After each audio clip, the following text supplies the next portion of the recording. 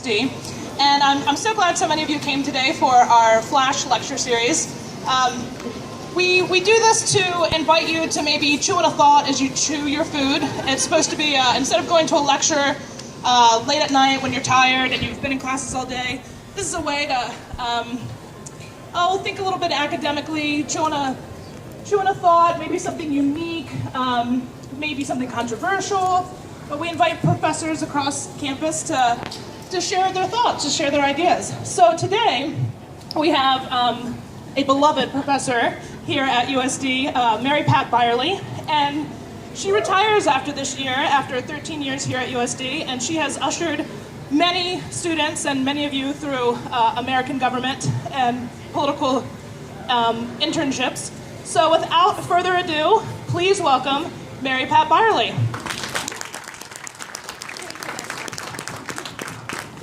Thank you, Leslie. Can everybody hear me? Anybody who wants to hear me? Good, great. You thought that I was going to start talking about Donald Trump. I am not going to talk about Donald Trump. He gets entirely too much free media as it is. He doesn't need any help from me. Okay? Instead, I want to start with another famous American, Mark Twain. You know, the guy who wrote Tom Sawyer and Huck Finn, right? And Mark Twain said, allegedly, once upon a time, if voting really mattered, they wouldn't let you do it. Now, I don't know who the they is. You know, is that elected government officials who are really manipulating us? Is that Wall Street, Goldman Sachs, right? The guys who protect their money in Swiss bank accounts? Hold that thought, okay? Today is Super Tuesday. And in 11 states, give or take American Samoa, Americans are going to vote. They are going to make some choices. Right? Now, many Americans don't pay any attention, and one of the reasons is because it's so complicated. It seems like we've been in this campaign season forever. We've actually literally been in it since February, and it's going to run to June. Those of you from Iowa were inundated with campaign ads and speeches and rallies. South Dakota brings up the end of the process in June.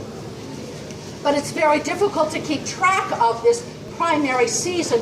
What we're doing here, supposedly, is choosing the nominees for the Republican and Democratic presidential race. But it's much more complicated than that. What those 11 states are really doing today, they are choosing the delegates who will go to the political conventions in July. Republicans in Cleveland and Democrats in Philadelphia, who will then choose the people we are going to then choose in November.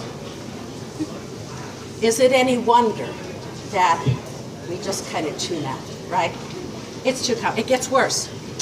Because the founders wanted local control over elections, every state does it differently. And within each state, the political parties do it differently. Okay? It gets worse. In some states, most states, you've got primaries, where you pick up a ballot, you go into the voting booth, you vote in privacy, and you leave. Or you pull the lever if you've got a voting machine. In a couple of states, like Iowa, you have to show up in Iowa on the coldest night of the year, go to a church basement or a school gymnasium, and you sit around with your friends and neighbors, and you argue with them until you finally decide who you're going to vote for. It gets more complicated. In many states, we have what we call closed primaries. You have to be registered in a political party in order to vote in that party's primary. This is particularly a problem for you millennials that I'm going to be talking about. You millennials, because statistically you prefer to register independent, which means in many states you are disenfranchising yourself. I have registered in both political parties and as an independent over the course of my lifetime, depending on which elections I'm most interested in. You can do that, you know. You're not stuck someplace. In some states, They have mixed or open primaries. For instance, here in South Dakota, the Republican primary, you gotta be a Republican.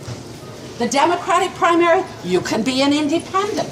And that's because there aren't very many Democrats in South Dakota and they're welcoming the independents. But again, each state has certain laws and each political party has certain processes. It gets more complicated. In some states, if you win the election by one vote, you pick up all the delegates. In Texas, that's 222 delegates for the Democrats, 155 for the Republicans. That's a chunk of change. In some states, it's proportional. If you win 40% of the vote, you get 40% of the delegates. And it's even more complicated than that. In the next 3 weeks, we are going to see a glut of these elections between March 1st and March 15th. Statistically, for the last 30, 40 years, the winners of Super Tuesday do go on to become the candidates at their national conventions in the summertime. We'll see if that happens this year. This year's tough to predict. It's hard to figure out. But if you're somebody like Bernie Sanders, you are really worried because these next couple of weeks are also spring break weeks, right? And Bernie needs the millennial vote. But you know, I think if you are packing your suitcase for coincided, you are not thinking about, oh gee, I better get an absentee ballot first, right? Let's talk a little bit more about the millennials. I think I have asked 10 of you to come up and be my volunteers, so please do come up. Thank you.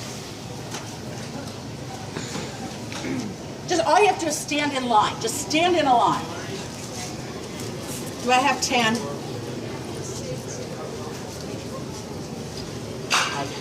Okay. Just stand up a little bit. All you have to do is move when I tell you to move. Right? You are looking at the American people. Okay? Specifically, you are looking at American households. The Super Bowl 2016, Denver won, right? I mean, I don't even think the Panthers, that isn't even the name of a football team. Somewhere on Sunday, Super Bowl Sunday. Take 2 steps that way. 90% of all American households tuned in to watch, I don't know if they were watching football or if they were watching the commercials or the halftime show, 90%, okay? Pretty impressive. That's the American version of a cultural attraction, right? Okay, step back. In 1994, the nation of South Africa finally eliminated apartheid, legalized racial segregation, right? And in the 1994 election, they're not too far. Yeah. They're good at taking direction. In 1994, 86% of the citizens of South Africa, black, white, purple, green, yellow, voted. And there were these incredible pictures of this mile-long line of people standing in the hot sun waiting to vote. So 86%, Jordan, could you put your hand up? Just put your hand up. That's the 6%, okay? And here's the 80%, right? Okay, thank you. Step back in. Let's fast forward to the 2008 presidential election, the year that President Obama beat John McCain for the presidency, okay? The overall percentage of eligible voters who actually voted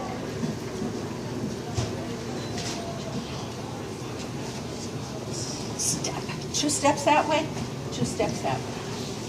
A little more than 51%. I guess we just don't value our right to vote the way they do in South Africa. Now let's break that down just a little bit more. Step back. Okay? I need to get my numbers. So I'll make sure I get them right. You are looking at the baby boomers. You are looking at people my age, okay? And in the 2008 election, 69% of the baby boomers voted. 1, 2, 3, 4, 5, 6, 7, step 2 steps, step 2 steps, okay? And you know what these guys are worried about. You know why they go into the voting booth to vote. They care about stuff like taxes. None of you are rich enough to pay taxes yet, right? Taxes. Probably some hot button social issues, one way or another. And definitely Social Security and Medicare, right? Step back. See, I told you this is good. Now you are looking at the millennials. That's you guys, okay? In 2008, the year that Barack Obama rode to victory with a huge percentage of millennials,